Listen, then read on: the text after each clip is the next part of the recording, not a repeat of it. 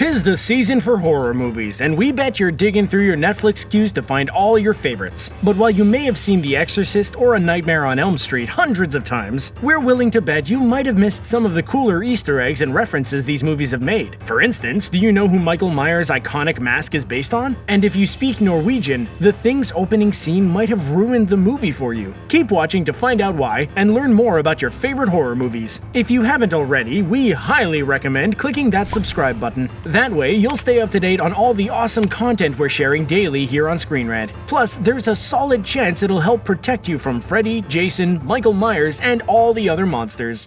What's the boogeyman? As a matter of fact, it was. John Carpenter's 1978 classic Halloween is one of the finest examples of the genre, full of memorable scares and a strong lead performance from Jamie Lee Curtis. But Michael Myers is the true star of this show. His mask is so creepy that you might not have looked at it long enough to realize its true nature. Michael Myers' face actually belongs to an iconic starship captain. That's right, it's William Shatner. This rumor was confirmed by Star Trek designer Rick Sternbach. To boldly go indeed. Straight into your nightmares. Two spades, jack of diamonds, jack of clubs!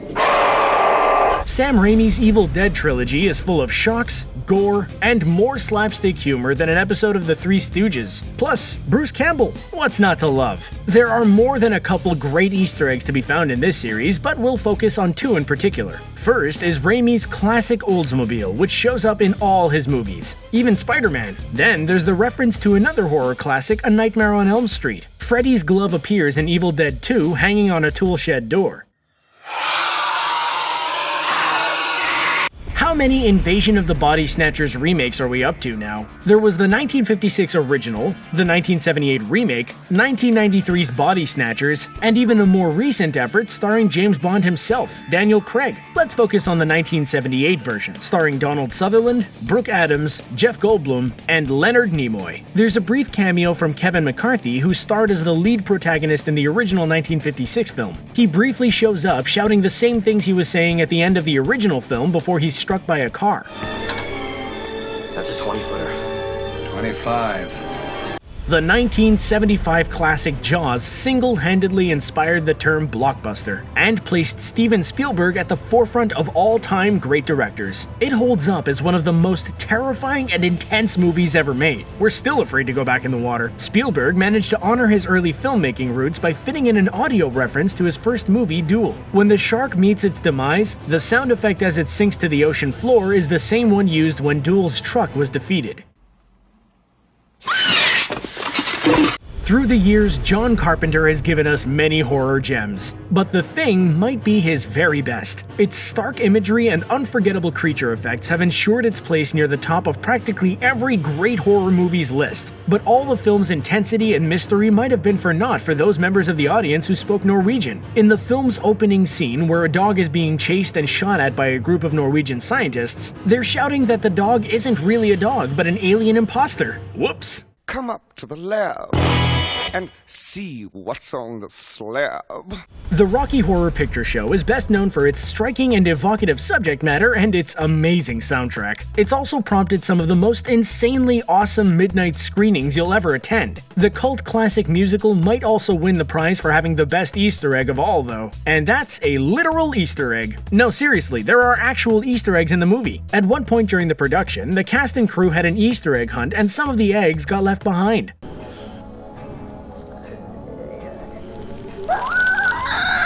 Some of us video game fans would prefer to pretend the Silent Hill movies never happened. The rich atmosphere and compelling themes found in the incredible games were forfeited for lame scares and an overabundance of violence and gore effects. The first film does, however, manage to fit in some pretty nifty references to other horror films, including a school called Midwich, a reference to the Midwich Cuckoos, which inspired the film The Village of the Damned. There's also a theater showing a double feature of The Last Man on Earth and The Omega Man. James Wan has directed recent horror hits like The Conjuring and Insidious, but his original horror hit was Saw. Wan never forgot his roots and managed to fit references to Billy the Puppet in both Insidious and Dead Silence. During Insidious, look closely at a classroom chalkboard for a drawing of the puppet's face. In Dead Silence, Billy the Puppet appears near the end of the movie when the detectives walk by the huge collection of puppets as Billy sits among them.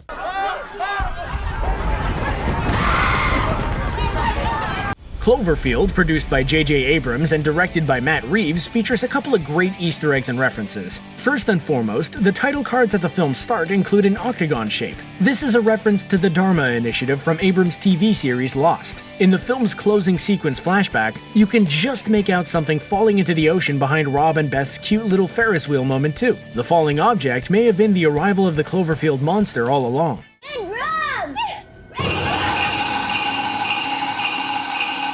Fans of Stanley Kubrick's The Shining know it's no secret that the book's author Stephen King was not a fan of the adaptation. Kubrick knew King wasn't a fan of all the different changes he was making, from character motivations to the different themes. He included a particular visual reference to irk King all the more. On his way to the Overlook Hotel, Dick Halloran notices a wrecked red Volkswagen Beetle. This is the same car the Torrances drove in the book, whereas in the film, they drove a yellow Beetle. In 1984, Wes Craven's A Nightmare on Elm Street became the new high watermark for slasher films. Its unique, surreal visuals and iconic performance from Robert Englund as Freddy gave audiences a new face to fear. We mentioned Sam Raimi's A Nightmare on Elm Street reference in Evil Dead 2, but did you know that this was a direct response to a reference Craven included in the original A Nightmare on Elm Street? In one scene, Nancy is watching a movie on television. That movie is none other than Raimi's first Evil Dead.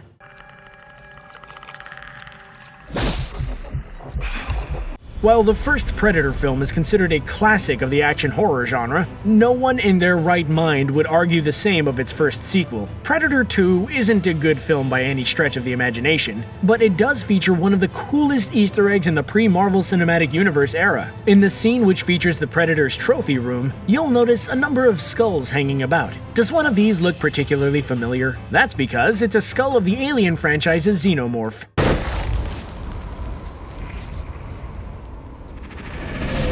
Here's another example of a not-so-great film with pretty great references. Stephen King's Dark Tower series is one of the most beloved in all of literature. One of its more fascinating elements is its inclusion of multiple worlds and universes, and the suggestion that King's other novels might be more directly connected than originally implied. If the film adaptation of The Dark Tower did one thing right, it was including visual nods to classic King imagery, such as Pennywise's carnival in the forest, and even the creepy Shining twins.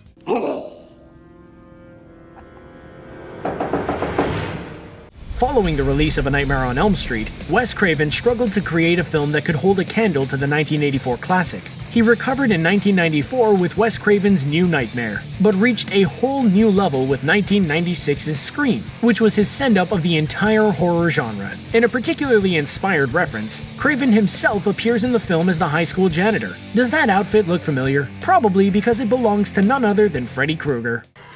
Be careful, my right arm's broken!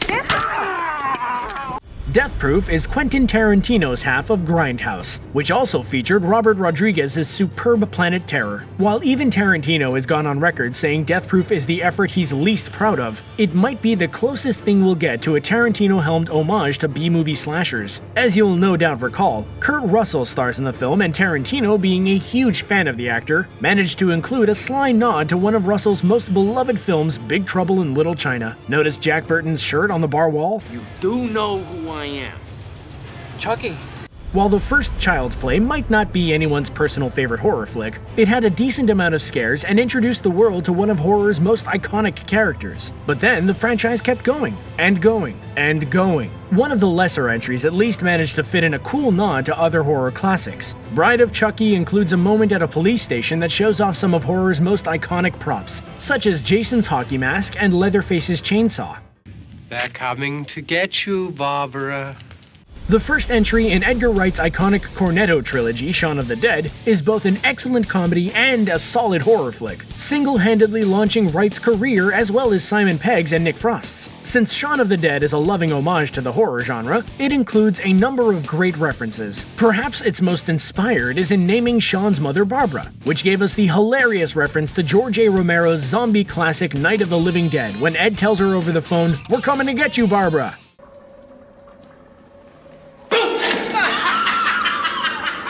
Not only was Evil Dead referenced in Wes Craven's A Nightmare on Elm Street, even the Friday the 13th franchise got in on the fun. In Jason Goes to Hell, the 9th installment in the ongoing franchise, there's a specific reference to Evil Dead's Necronomicon, the book that unleashes the Deadites on the world. In Jason Goes to Hell, Jason briefly comes across the book before moving on. Believe it or not, this is the same prop used in Raimi's film.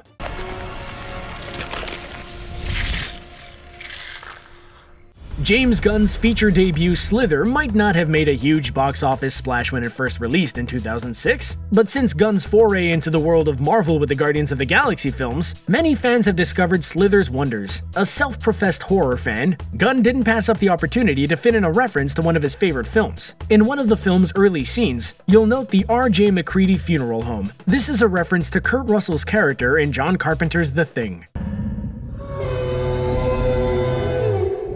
Technically, Gareth Edwards' 2014 Godzilla film isn't a horror movie, but we're gonna count it anyway because it has plenty of horror elements. We think you'll forgive us when we point out this amazing Easter egg brought to light in a Top 10s article. In the film's opening credits, pay close attention to Bryan Cranston's name when it appears. There's a line that mentions the name Walter Malcolm, Walter being the first name of Cranston's iconic Breaking Bad character, and Malcolm being a reference to Cranston's other iconic show, Malcolm in the Middle.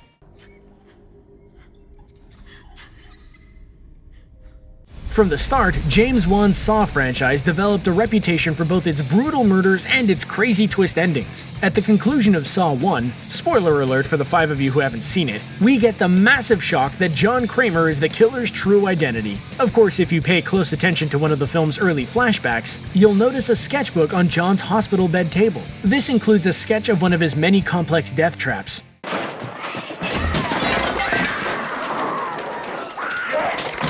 The Exorcist is still considered by many to be the scariest movie of all time. Since its release in 1973, the film's reputation as perhaps the greatest horror movie of all time has stood steady. Even by today's modern effects standards, The Exorcist is effectively creepy and unsettling. One of the more effective visuals is being able to see the actor's breath whenever they enter Regan's room. In order to achieve this effect, director William Friedkin had her bedroom refrigerated to ensure the actor's breath would be seen. No acting required. Senator, just one more thing. Love your suit. The Silence of the Lambs is one of the only horror films to ever be nominated for Best Picture. Who could ever forget Anthony Hopkins' iconic performance as Hannibal Lecter? Or one of the film's best lines. A census taker once tried to test me. I ate his liver with some fava beans and a nice Chianti. According to a Top 10s article, these 3 items can be deadly for a psychiatric patient taking their meds. Lecter was hinting to Clarice that he was no longer on his meds before escaping. Fear.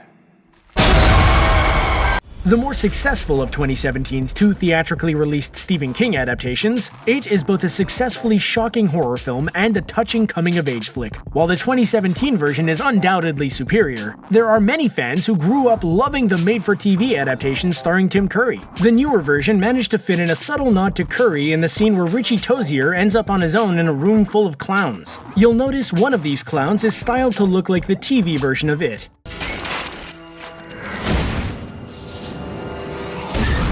The Final Destination franchise has had its fair share of bumps along the road, but you can't deny its random spurts of absurd creativity. This is especially present when you analyze the different Easter eggs peppered throughout the films. A number of characters' deaths are foreshadowed by the objects in their environment, such as Terry standing in front of an image of a bus before a bus hits her, the magnets spelling out I next to Evan's head in Final Destination 2, or the image of a fan behind Frankie's head in Final Destination 3.